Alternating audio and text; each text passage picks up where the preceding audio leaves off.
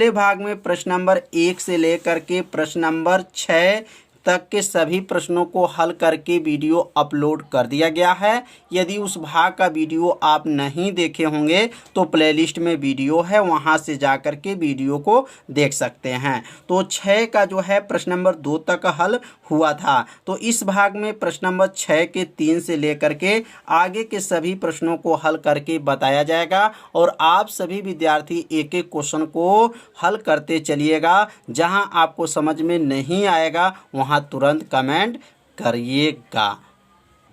तो question number जो 6 का जो तीसरा क्वेश्चन है, x plus y plus z है। यहाँ x प्लस जेड है, y प्लस जेड है, बराबर 9, 5, 7 दिया गया है। तो यहाँ पर लिखेंगे तुलना करने पर, यहाँ तुलना करने पर लिख लेंगे। तुलना करने के बाद से 3 समीकरण बनेगा। तुलना का पहला समीकरण क्या बनेगा, x plus y plus z बराबर क्या आएगा 9। समीकरण नंबर क्या बन जाएगा 1 बन जाएगा। दूसरा जो समीकरण बनेगा x प्लस जेड बराबर क्या होगा 5। समीकरण नंबर हो जाएगा 2। और तीसरा जो समीकरण बनेगा y प्लस जेड बराबर क्या होगा 7। तो यह बन जाएगा समीकरण नंबर 3। तो 3 समीकरण यहाँ पे बनेगा। अब क्या करेंगे, समीकरण 1 में से अगर समीकरण 2 को घटा देंगे तो 1 मान आ जाएगा और समीकरण 1 में से अगर 3 को घटा देंगे तो 1 मान निकल जाएगा। तो 2 मान तो इस तरह निकल जाएगा, निकलने के बाद से 1 मान बचेगा तो उसको भी हल कर लिया जाएगा। तो यहाँ लिखेंगे समीकरण 1 में से, समीकरण 1 में से समीकरण 2 को घटाने पर। तो अब यहाँ घटाएंगे, घटाने पर तो समीकरण 1 क्या है, x plus y plus z बराबर क्या है 9 है। और समीकरण 2 क्या है, x प्लस जेड बराबर क्या है 5 है। अब इसमें से जब घटा देंगे तो घटाएंगे तो चिन्ह क्या होगा, बदल जाएगा, या माइनस हो जाएगा और माइनस हो जाएगा और ये भी माइनस हो जाएगा। अब x से x कट जाएगा और z से z कट जाएगा। तो यहाँ बचेगा क्या, तो बचेगा y बचेगा बराबर 9 में से 5 घटाएंगे तो 4 आ गया। तो यहाँ y का मान जो आ गया 4 आ गया। अब समीकरण 1 में से जब 2 को घटाए हैं तो y का मान निकल गया। अब यहाँ लिखेंगे समीकरण 1 में से, समीकरण 1 में से समीकरण 3 को घटाने पर। अब समीकरण 3 को घटाएंगे, समीकरण 3 को घटाने पर। अब समीकरण 3 को घटाएंगे तो समीकरण 3 क्या है और समीकरण 1 क्या है, तो x plus y plus z बराबर क्या है 9 है। और यहाँ लिखेंगे y प्लस जेड बराबर क्या है 7 है। अब इसको घटा देंगे, घटाएंगे तो चिन्ह क्या हो जाएगा, बदल जाएगा, माइनस हो जाएगा और ये माइनस हो जाएगा और यहाँ माइनस हो जाएगा। तो अब यह क्या बनेगा, y से y खत्म, z से z खत्म, बचेगा क्या x बराबर 9 में से 7 घटा देंगे तो क्या बचेगा 2। तो x का मान जो है 2 आ गया और y का मान भी आ गया। अगर यहाँ x का मान रख दिया जाए तो किसका मान निकल जाएगा, z का मान निकल जाएगा।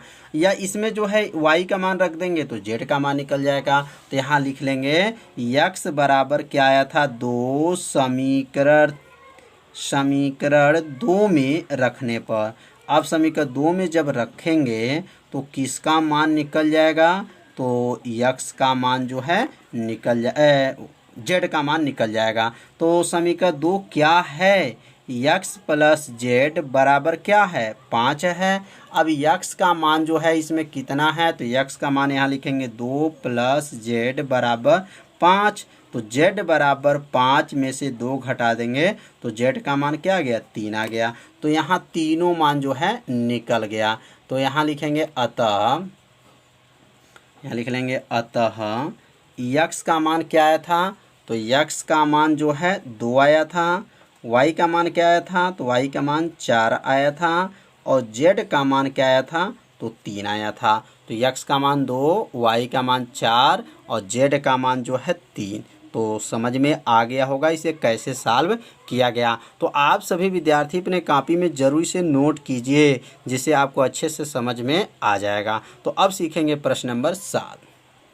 तो क्वेश्चन नंबर जो 7 है, समीकरण a माइनस बी है, 2a माइनस बी है, 2a प्लस सी है, 3c प्लस डी है, बराबर -1 है, 0 है, 5 है, 13 है, से a b c तथा d का मान ज्ञात कीजिए। मतलब इसके दोनों के जो बराबर है, इसके सहायता से a का मान, b का मान, c का मान और d का मान ज्ञात करेंगे। तो यहाँ लिखेंगे पहले हल, और हल लिखने के बाद से इसे नोट करेंगे, नोट करने के बाद से तुलना करेंगे। तो क्या है, a माइनस बी है और यहाँ 2a माइनस बी है, 2a प्लस सी है, 3c प्लस डी है, बराबर कर लेंगे। और क्या है, -1 है, 0 है, 5 है, 13 है। अब यहाँ लिखेंगे तुलना करने पर, क्या लिखेंगे, तुलना करने पर। तो तुलना करने पर अब ये लिखने के बाद से अब यहाँ समीकरण एक को नोट करेंगे, क्या है, a माइनस बी कितने के बराबर है, -1 के बराबर। तो अब जो है समीकरण, तो अब बन जाएगा ये समीकरण नंबर जो है 1। अब अगला जो बनेगा 2a प्लस सी लिख सकते हैं, या 2a माइनस बी भी लिख सकते हैं। 2a माइनस बी कितने के बराबर होगा, 0 के। तो 2a माइनस बी बराबर क्या हो गया, 0, क्योंकि यह पहला से यह दूसरा ऐसे याद करेंगे। और यह जो है 5 के बराबर होगा और यह 13 का बराबर होगा। तो समीकरण नंबर यह हो गया 2। अब यहाँ पे लिखेंगे 2a प्लस सी कितने के बराबर होगा, तो लिखेंगे 2a प्लस सी बराबर क्या होगा, तो 2a प्लस सी जो है किसके बराबर होगा, तो 5 के बराबर होगा। तो यह बन जाएगा समीकरण नंबर 3। और यह जो लिखेंगे यहाँ पे लिखेंगे 3c प्लस डी बराबर क्या होगा, 13, और बन जाएगा समीकरण नंबर 4। अब यहाँ 4 समीकरण बना। तो अब यहाँ पे ए बी का मान पहले निकालेंगे। तो अगर ए बी का मान निकल जाएगा तो यहाँ ए का मान रख देंगे तो सी का आ जाएगा, सी का मान रख देंगे तो डी का आ जाएगा। तो ए और बी का पहले ध्यान देंगे, समीकरण 1 समीकरण 2 को। ये माइनस है और ये भी माइनस है, तो समीकरण जो 1 और समीकरण 2 जो माइनस हैं तो समान चिन्ह में क्या करते हैं, घटाते हैं। तो यहाँ लिखेंगे समीकरण 1 में से, समीकरण 1 में से समीकरण किसको घटा दें, 2 को घटाने पर। समीकरण 2 को क्या करेंगे, घटाने पर। अब घटाया जाएगा। तो समीकरण 1 क्या है, a माइनस बी बराबर क्या है, -1 है। और यहाँ लिखेंगे 2a माइनस बी बराबर क्या है, 0 है। अब घटाएंगे तो क्या होगा, चिन्ह माइनस, यह हो जाएगा प्लस और यह हो जाएगा माइनस। अब घटेगा तो यह b से b जो है कट जाएगा, ये माइनस है प्लस है कट जाएगा। और एक a में से जब 2a घटाएंगे तो क्या बनेगा, -a हो जाएगा, बराबर -1 में से 0 घटाएंगे तो क्या आएगा, -1 आ जाएगा। अब दोनों पक्ष में जब माइनस हो तो इस माइनस से माइनस को क्या करते हैं, काट देते हैं। तो a बराबर क्या आ गया, 1 आ गया। तो a का मान जो है 1 आ गया। अब a का मान जो है समीकरण 1 में रख सकते हैं, 2 में भी रख सकते हैं। तो यहाँ लिखेंगे a का जो मान निकला है, a का मान समीकरण किस में रख दें, 1 में रखने पर, समीकरण 1 में रखने पर,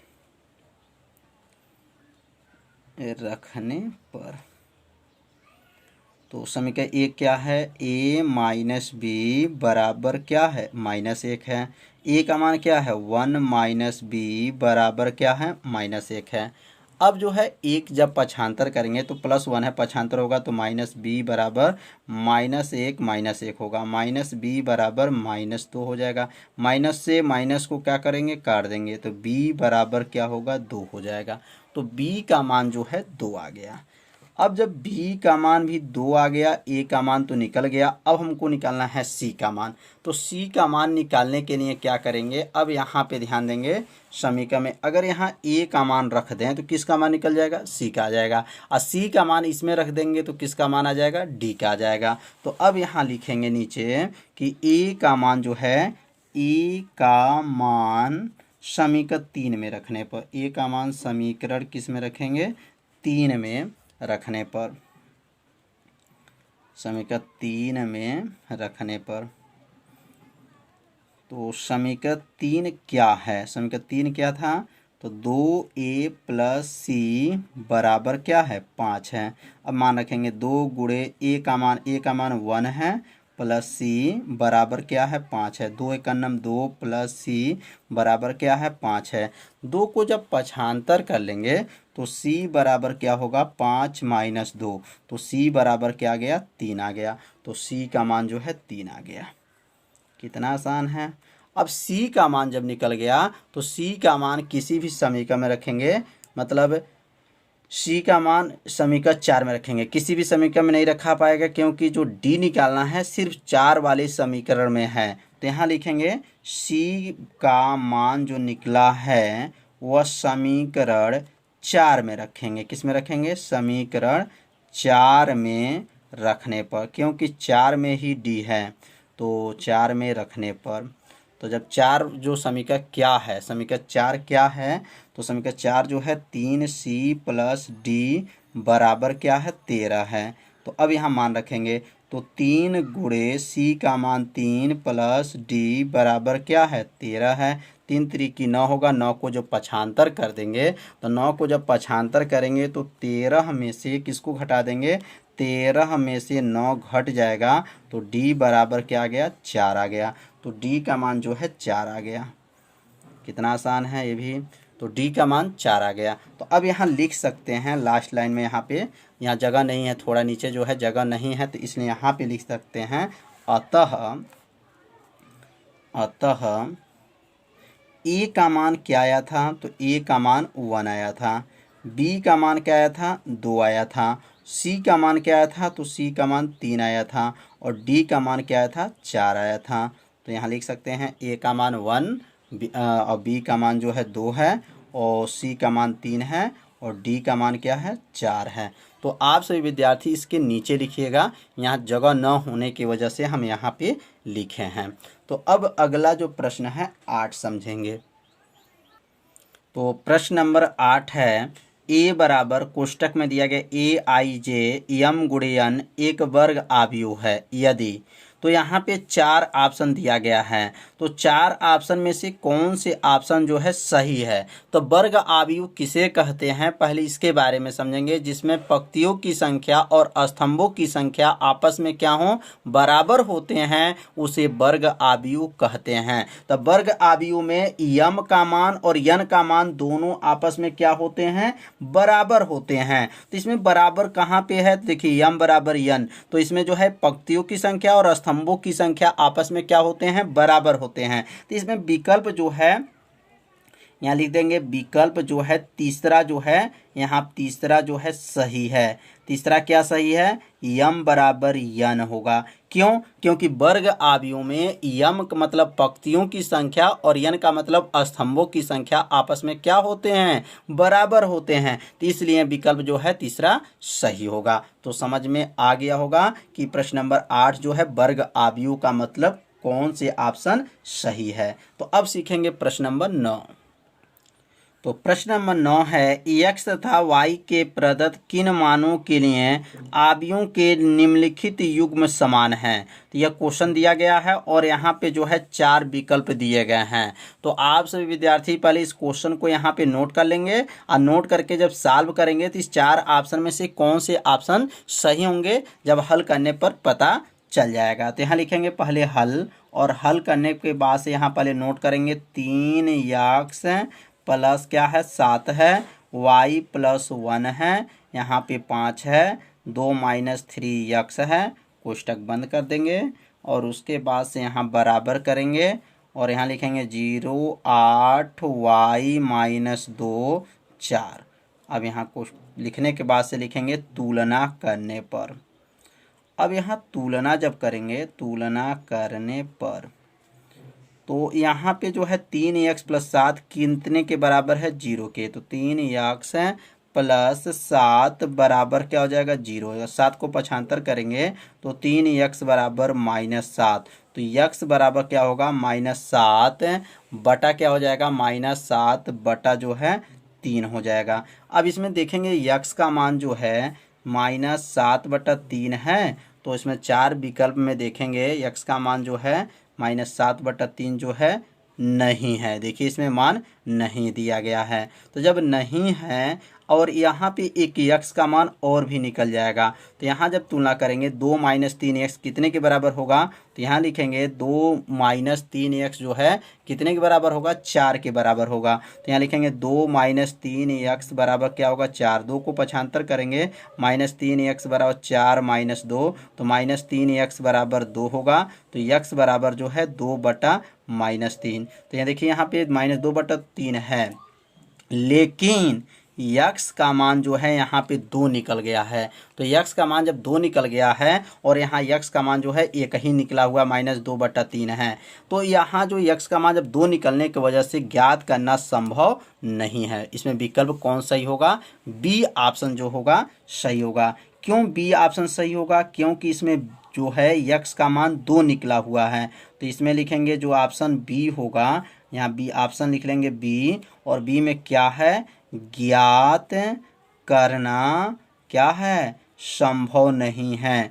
क्यों नहीं संभव है, क्योंकि इसमें x का मान 2 निकला है, संभव नहीं है। तो समझ में आ गया होगा कि यहाँ x का मान 2 निकलने की वजह से जो ऑप्शन इसमें कौन सही होगा, बी, ज्ञात करना संभव नहीं है। तो अब इसका जो है लास्ट प्रश्न है 10। तो क्वेश्चन नंबर 10 है 3 × 3 कोटि की ऐसे आव्यूह की कुल कितनी संख्याएं होंगी जिनकी प्रत्येक प्रविष्टि 0 या 1 है। इसमें 4 ऑप्शन है। पहला जो है 27, दूसरा 18, तीसरा 81 और चौथा जो है 512 है। तो इसको पहले यहाँ लिखेंगे हल, और हल लिखने के बाद से लिखेंगे, और यहाँ क्रम क्या है, 3 × 3 कोटि का है। तो यहाँ लिखेंगे 3 × 3 के आव्यूह में अवयवों की संख्या क्या होगा। तो यहाँ लिखेंगे अवयवों की संख्या। तो 3 × 3 कोटि है, तो उसमें अवयव कितने होंगे, तो यहाँ लिख लेंगे 3 × 3 बराबर क्या होगा, 9। मतलब 9 जो हैं अवयव होंगे, क्योंकि 3 × 3 जब कोटि है तो उसमें अवयवों की संख्या क्या होगा, 9 हो जाएगा। और यहाँ पे मान जो दिया गया है 0, 1 लिखा गया, तो यहाँ लिखेंगे प्रत्येक प्रविष्टि